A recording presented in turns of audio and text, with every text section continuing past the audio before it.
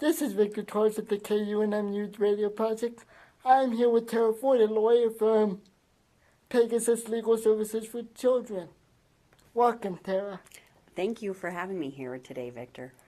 I'm glad you're here, and I'm glad you decided to do this interview, and I think you and other people will get a lot out of this interview, so thank you for coming once again. Well, it's a pleasure to be here.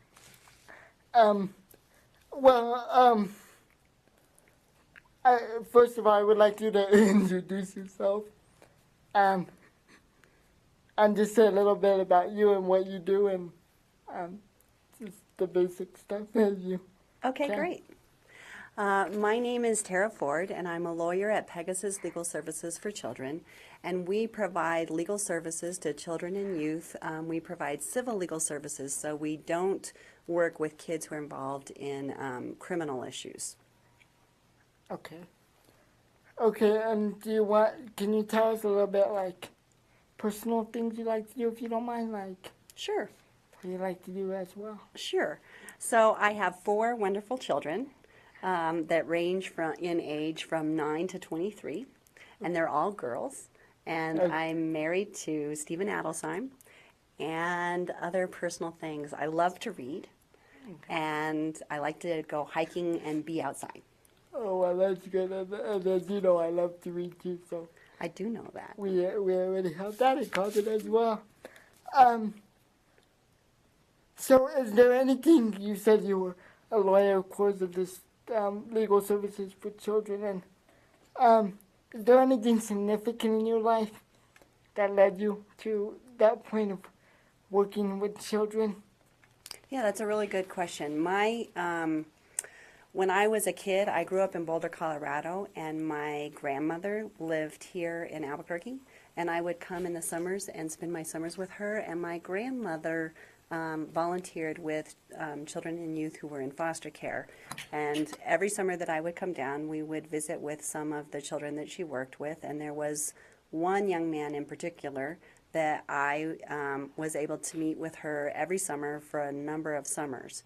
And I think one of the things my grandma really taught me was that I could just be friends with this little boy. We were just friends. But she also helped me understand that it was really unfair that he had to go from house to house and live with different families, and he didn't really have a home. So that was really important to me as a kid growing up. And then I went to UNM for undergraduate school. I went here. And when I was in undergraduate school, I worked at an organization called Peanut Butter and Jelly Therapeutic Preschool. And that organization works with families that are really struggling to stay together. And a lot of times when kids are in state custody, they get lawyers. So even the little kids that I was working with would have lawyers. And I was worried that the lawyers sometimes didn't have a lot of information that they needed to have when they were advocating for kids. And so I decided to go to law school. Okay, that's very great and inspirational, and I'm glad there's lawyers out there like you and others to work with children and get that part of the society to help them with their daily lives. Well, and it's really So- important for kids to be able to have a voice, especially when courts are making big decisions about what should happen in their lives. Yes, I agree. And over the years, I don't know how many years it's been, probably about 3 or 4 that I've known you. You've given me a lot of encouragement, including many others. And what would you say to other youth to encourage them to if they're struggling or just want advice? What would you say to them? Well, one of the things I think is really important is for adults to be honest about the fact that we all struggle when we're learning things, and life can give us some hard issues and some hard things we have to work out. And so, it's important to get the support you need, and that a lot of times there is help out there, and sometimes it's a lot closer than you think.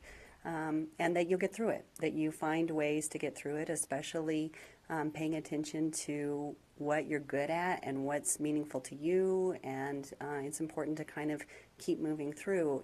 I actually was a young single mom, And I had a lot of people who really gave me support and encouragement when I was trying to figure out what I wanted to do. And as a result, I was able to go to law school, and now here I am representing children and youth, which is really meaningful work, and I feel really privileged to do it. But I wouldn't be here if I didn't have a lot of support. Yeah, and also a lot of help, and to see what you really need help with, and don't be ashamed to ask for help and anything like that. So I think that's good encouragement, and that's probably what I would say to other youth is don't give up, keep on going. Right. What have you seen change in the society all over to since you've been working with youth, since you've been representing them? Well, I think it's a really exciting time to work with young people. I think that young people are mobilizing, that they are finding public forums to influence policies that impact their lives, and I think in that way it's a very exciting time to be working with young people. One of the things that I worry about is that right now in our society, where a lot of people are really worried about resources, and when we have less resources and when adults are really struggling, a lot of times that means that the needs of children and youth are not being met as well as they are when we feel like we have more resources. And because it affects them when they don't have resources to help them in their life. So I get what you're saying there. And on the other note, that youth can now speak out. That's why I love this project so much, because it does give me and other youth a way to speak out. So that's why I'm glad I got to join you here today to do this interview. I think it's totally exciting that this project exists and that you guys are able to have this kind of an impact. Mm-hmm. I agree, and I've been loving it so far, and I just hope that continues, and I know you'll be working with other people to continue those projects and helping youth and all that. So I'm glad you do that. And this is a big question, but it has a meaning, a different meaning to a whole range of people. And but what does social justice mean to you? What's your definition, kind of Social justice? social justice? Well, that is a really big question. You know, I think in my work, what I hope to promote is that we find ways to organize our communities here in New Mexico so that we really can foster positive, respectful connections with people, that we really are able to develop good connections with each other in spite of our differences, and sometimes actually promoting and celebrating our differences. And so that's what's important to me. So when you all work together, you're saying you get more done and all that around the community and around the world, right? Right, that we all benefit when everybody's doing well. I think that's really important. Okay. And is there anything else you would like to add at concluding this interview? Is there anything you would like to say that I didn't cover that came to your mind in the other questions? Well, I've had the pleasure of working with Victor, and I know that Victor has a very strong self-advocacy voice, and I also know that he is deeply committed to advocating to make things better for other young people. And so I'm really excited to be here today, and I'm just thrilled to be able to watch you grow in your own advocacy efforts, because it's a real pleasure to know you. Thank you. And you, as you know, I've come a long way in my advocacy, and I think it's a lot because you and Gail taught me to be tough, but still try to work with people to get things done, and so that's what I try to do. I So really look thank forward you. to working with you in the future. You too. Thank you. Thank you. This has been Victor Torres with the KUNM Youth Radio Project.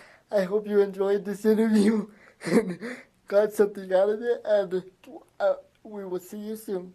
Thank you.